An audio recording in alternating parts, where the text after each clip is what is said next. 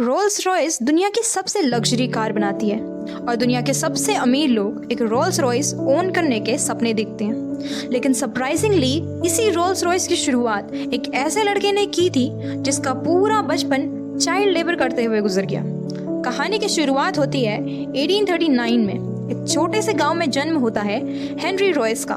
जब Rolls Royce केवल 4 साल के थे तभी उनके फादर का बिजनेस बर्बाद हो गया और पूरी फैमिली सड़क पर आ गई। लेकिन ये तो प्रॉब्लम्स की शुरुआत थी। इसके बाद महज 9 साल की उम्र में रॉयस ने अपने फादर को हमेशा के लिए खो दिया, जिस कारण उनकी मदर को मेड का काम करना पड़ा और रॉयस न्यूज़पेपर डिलीवरी करने लगे। अब तक रॉयस का फ्यूचर डार्कनेस से भरा हुआ था, लेकिन 14 साल की उम्र में उनकी लाइफ में एक टर्निंग पॉइंट आया। उनकी एक आंट ने उनका पोटेंशियल देखा और वो ग्रेट नॉर्दर्न रेलवे कंपनी में गई और 20 पाउंड्स पर एनम देके Royce as an apprentice join करवा दिया। अगले 3 सालों में रॉयस ने दिन रात एक करके दर्जनों बुक्स पढ़ी और फैक्ट्री में प्रैक्टिस करके कारपेंट्री, मैथ्स और सबसे इम्पोर्टेंट इलेक्ट्रॉनिक्स का काम सीखा। 17 साल की एज तक वो एक फुली कैपेबल मैकेनिक बन चुके थे। 21 साल की एज आते आते वो मैक्सिमम वेस्टर्न नाम की कंपनीज एज एन इंजीनियर काम कर रहे थे, लेकिन फाइनेंशियल डिफिकल्टीज के चलते ये कंपनी बंद होने वाली थी। लेकिन उन्होंने खुद की इंजीनियर कंपनी खोलने का ठान लिया था। उन्होंने अपनी 20 पाउंड्स की सेविंग यूज करी और मैनचेस्टर में एक छोटे से ऑफिस से शुरुआत की, FH रॉयस एंड कंपनी की। उन्होंने अपने एक दोस्त अर्नेस्ट क्लेम को एज अ पार्टनर भी ज्वाइन करा लिया। इनिशियली सर्विस करने के लिए रॉयस को जो भी काम मिला उन्होंने किया, जैसे कि स्विंग मशीन रिपेयर करना, इलेक्ट्रिकल फिटिंग्स करना वगैरह। लेकिन फिर रॉयस ने देखा कि टाइम के साथ साथ इलेक्ट्रिकल लाइटनिंग्स और फिटिंग्स की डिमांड बहुत बढ़ती जा रही है। इसीलिए उन्होंने आर्क लैंप्स, बल्ब होल्डर्स और इलेक्ट्रॉनिक डोर बेल मैन्युफैक्चरिंग का काम चालू कर दिया। इसी काम से कंपनी की किस्मत बदल दी। ईयर 1900 तक कंपनी की सेल्स 20,000 क्रॉस कर गई थी। 38 की एज में रॉयस की एक फैमिली थी और वो एक फैक्ट्री बिल्ड करने का प्लान कर रहे थे। सब कुछ अच्छा चल रहा था, तभी कहानी में एक ट्विस्ट आता है।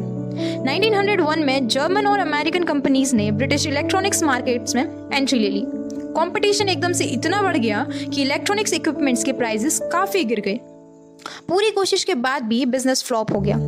इतना मेहनत से बनाए हुए बिजनेस को फेल होते हुए देख रॉयस की फिजिकल और मेंटल हेल्थ तेजी से खराब होने लगी।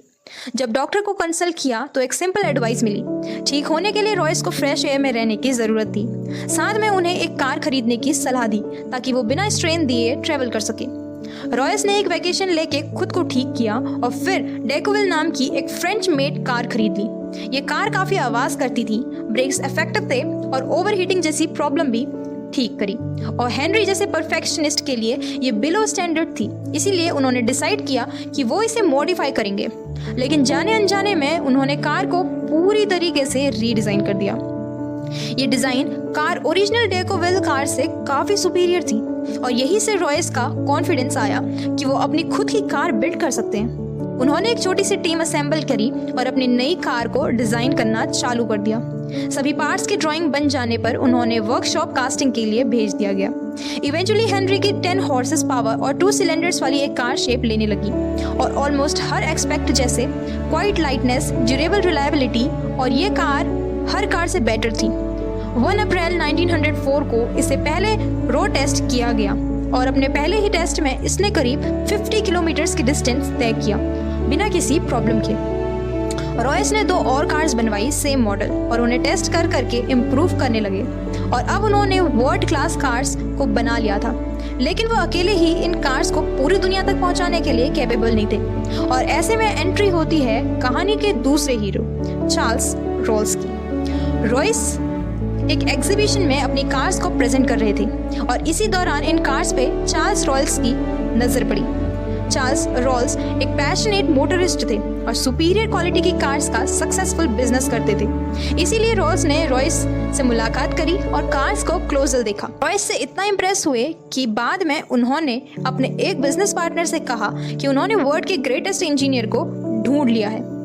अगले 3 महीनों तक कार्स को बेचने के लिए चार्ल्स रॉल्स और हेनरी रॉयस एक जॉइंट वेंचर करते हैं और इस जॉइंट वेंचर से बोलने वाली कार का नाम होता है रोल्स रॉयस।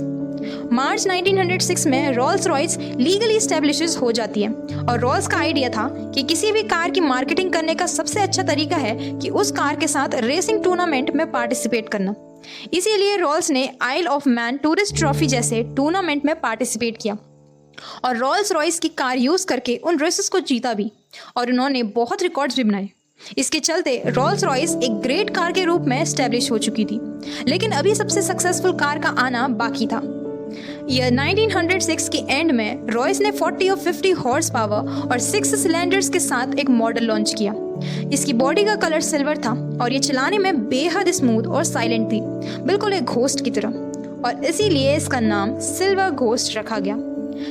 कार की मार्केटिंग टेस्ट करने के लिए रोल्स ने 24,000 किलोमीटर का एक इंड्योरेंस टेस्ट प्लान किया, जिसमें घोस्ट को संडे को छोड़कर 2.5 महीनों तक दिन और रात के लिए लगातार चलाया गया और 24,000 किलोमीटर का डिस्टेंस कवर किया गया। सिल्वर घोस्ट किसी इशू के टेस्ट पास कर लिया और इसी से सिल्वर घोस्ट चारों तरफ best car in the world की तरह पॉपुलर हो गई और ये उस टाइम के किंग्स, क्वींस और इंडस्ट्री लीडर्स की फर्स्ट चॉइस बन गई। रोल्स और रॉयस की पार्टनरशिप का डिसीजन एक मास्टर स्ट्रोक साबित हुआ, क्योंकि तभी एक भयानक हादसा हो गया। कार्स के साथ साथ चार्ल्स एविएशन के भी काफ़ी पैशनेट थे। 12 जुलाई 1910 को वो राइट फ्लायर नाम के प्लेन उड़ा रहे थे। फ्लाइट के दौरान एयरक्राफ्ट का टेल सेक्शन टूट गया और प्लेन 100 मीटर्स की ऊंचाई से क्रैश कर गया। इस हादसे में 32 साल के चार्ल्स रोल्स ने अपनी जान गंवा दी और इस हादसे ने रॉयस को डीपली इम्पैक्ट कर दिया। वो इस लॉस से उभरने की कोशिश कर ही रहे थे कि 1911 में उन्हें एक और झटका मिला। उनकी हेल्थ तेजी से खराब होने लगी। डॉक्टर ने बताया कि उन्हें बॉल कैंसर है। उनका एक मेजर ऑपरेशन हुआ और डॉक्टर ने उन्हें बताया कि वो बस 3 महीने ही जी सकते हैं। इस हालत में भी रॉयस ने बेड से ही सिल्वर घोस्ट के डिजाइन और इंजीनियरिंग को इम्प्रूव करते रहे और फिर एक मिरेकल हुआ। देखते ही देखते 3 महीने बीत गए और रॉयस ने 100% रिकवरी अचीव कर ली और उन्होंने सिल्वर घोस्ट में और मेजर चेंजेस किए। ग्राउंड क्लियरेंस बढ़ाया, सस्पेंशन को इम्प्रूव किया गया और सैशेस को भी स्ट्रॉन्ग किया गया। इसी दौरान रॉयस ने देखा कि कार्स के बोनट पे पर्सनलाइज्ड मैस्कॉट्स का ट्रेंड चला है, लेकिन कंपनी चिंता में थी कि लोग इनअप्रोप्रिएट मैस्कॉट्स लगा रहे हैं, जिससे कंपनी की इमेज नेगेटिव हो रही है। इसीलिए उन्होंने खुद का मैस्कॉट डिजाइन करवाया। इनके मैस्कॉट में इलिनर थॉर्टन नाम की ब्रिटिश एक्ट्रेस और मॉडल को यूज किया गया। ये स्कल्पचर एक वुमेन के आगे को लीन करता हुआ दिखाता है। उसके हाथ पीछे की ओर स्ट्रेच हैं और उसके ऊपर तेज हवा चल रही है। ये मैस्कॉट एक सेंस ऑफ ग्रेस और फ्रीडम को दिखाता है। इसका नाम है स्पिरिट ऑफ एक्सेसी। 1913 तक उनका प्रॉफिट 90,000 पाउंड से भी ज़्यादा था, लेकिन एक ऐसा कुछ हुआ जिसने सब कुछ बर्बाद कर दिया। World war 1। 1914 में वर्ल्ड वॉर 1 स्टार्ट हुई, लेकिन रोल्स रॉयस इसके लिए तैयार नहीं थे। वॉर का इम्पैक्ट सबसे ज़्यादा रोल्स रॉयस जैसे लग्जरी कार्स पे हुआ। सेल्स क्रैश कर गई और कंपनी को एम्प्लॉयज़ को फायर करना पड़ा। सभी को लगा कि अब रोल्स रॉयस सरवाइव नहीं कर पाएगी, लेकिन रॉयस के दिमाग में कुछ और प्लान्स थे। रॉयस ने मिलिट्री अथॉरिटी से मीटिंग की, जिसके बाद उन्हें रियलाइज हुआ कि वॉर में रिलायबल और हाई परफॉर्मेंस वाली गाड़ियों की सख्त ज़रूरत है। इसीलिए उनके सिल्वर घोस्ट को मॉडिफाई करके एक आर्मर बनाया गया। कार की बॉडी में 8 मीटर मोटा आर्मर रिवॉल्विंग टर्नेट भी लगाया गया, जिसमें एक मशीन गन फिट करी गई और इस कार को मिडिल ईस्ट के हार्श डेजर्ट रीजन में ऑपरेशन कंडक्ट करने के लिए यूज़ किया गया। प्लस क्योंकि सिल्वर घोस्ट चलाने में काफ़ी स्मूथ थी, इसीलिए किसी वाउंडेड सोल्जर को कैरी करने के लिए भी बेस्ट व्हीकल थी। इसीलिए कई सिल्वर घोस्ट को एम्बुलेंस में बदल दिया गया और इनमें स्ट्रेचर, मेडिकल इक्विपमेंट्स और नर्सेस के लिए सफिशिएंट स्पेस बनाई गई। इन एम्बुलेंस ने हज़ारों जिंदगियां बचाई। फाइनली अपनी लग्जरी फीचर्स के कारण वॉर के दौरान रोल्स रॉयस कार को high ranking officers, diplomatic missions और किंग मैसेंजर्स के द्वारा भी यूज़ किया गया। और मिलिट्री के साथ काम करके उन्हें ये रियलाइज़ हुआ कि ब्रिटिश कंपनी अपने एयरप्लेन इंजन्स के लिए फ्रेंच कंपनीज पे हैवीली डिपेंडेंट है और गवर्नमेंट डेस्परेट थी कि कोई ब्रिटिश कंपनी उन्हें सप्लाई करे। अपॉर्चुनिटी को देखते हुए रोल्स रॉयस ने एरो इंजन मैन्युफैक्चरिंग में एंट्री ले ली और खुद एरो इंजन डिज़ाइन करना सीखा और 1915 में लॉन्च किया अपना पहला इंजन, द ईगल। ये इंजन काफ़ी रिलायबल, लाइट और फ्यूल ड्यूरेबल था, इसीलिए ब्रिटिश एयरफोर्स ने 500 ईगल्स का ऑर्डर दे दिया। लेकिन रॉयस बिल्कुल नहीं रुके। उन्होंने 1915 के एंड में लाइट एयरक्राफ्ट्स के लिए हॉक इंजन्स बनाया। 1916 में ईगल का स्मॉलर वर्जन फैल्कन इंजन बनाया और 1918 में लार्ज और लॉन्ग रेंज एयरक्राफ्ट बनाया। इन इंजन्स के कारण ब्रिटेन को एरियल कॉम्बैट सप्लाई मिशन में एंट्री और सबमरीन ऑपरेशन और बॉम्बिंग, इन सभी में एक मेजर एडवांटेज मिला और यही उनकी जीत का एक सबसे इंपॉर्टेंट हिस्सा बना। रॉल्स रॉयस का इंजीनियर मैन्युफैक्चरिंग में एंट्री लेना एक ब्रिलियंट स्टेप साबित हुआ और आज भी हजारों कमर्शियल एयरक्राफ्ट और मिलिट्री एयरक्राफ्ट्स में रॉल्स रॉयस का ही इंजन लगते हैं। 1918 में वर्ल्ड वॉर खत्म हो गई और अगले 15 साल तक रॉयस ने कार्स और एरो इंजन दोनों पे फोकस किया और उन्होंने एक स्मॉलर और चीपर कार लॉन्च करी जिसका नाम था 20। अनफॉर्चुनेटली 20 की सेल्स ज़्यादा नहीं रही। 1925 तक लग्जरी कार मार्केट में बेंटली, डैमलर और कैलिक जैसे ब्रांड्स के कारण कंपटीशन बहुत बढ़ गया था और रॉल्स रॉयस को अपनी पोजीशन को मेंटेन करने के लिए एक बोल्ड कार की ज़रूरत थी। इसीलिए उन्होंने सिल्वर गोस्ट को रिप्लेस करते हुए एक बेटर परफॉर्मेंस और 4 व्हील ब्रेक्स के साथ लॉन्च करी द न्यू फैंटम। फैंटम काफ़ी सक्सेसफुल हुई और इसने वापस से रॉल्स रॉयस को लग्जरी मार्केट का किंग बना दिया। आगे चलते 2 भी लॉन्च हुई और एक्चुअली वेल रिसीव थी। 1931 में रॉयस ने बेंटली को एक्वायर कर लिया जो बैंकरप्ट होने वाली थी। इसके बाद रॉयस ने डिज़ाइन करी एक और आइकॉनिक कार बेंटली 3.5 लीटर्स, जो रॉल्स रॉयस और बेंटली इन दोनों का ग्रेट ब्रांड का ब्लेंड था। लेकिन अनफॉर्चुनेटली रॉयस भी इस कार को अपनी आंखों से नहीं देख पाई। 22 अप्रैल 1933 को 70 साल के सर हेनरी रॉयस ने अपनी लास्ट सांसें ली। कार के प्रोडक्शन से कुछ 6 महीने पहले हेनरी रॉयस की डेथ से लेकर आज तक रॉल्स रॉयस ने कई अप्स एंड डाउन्स देखे।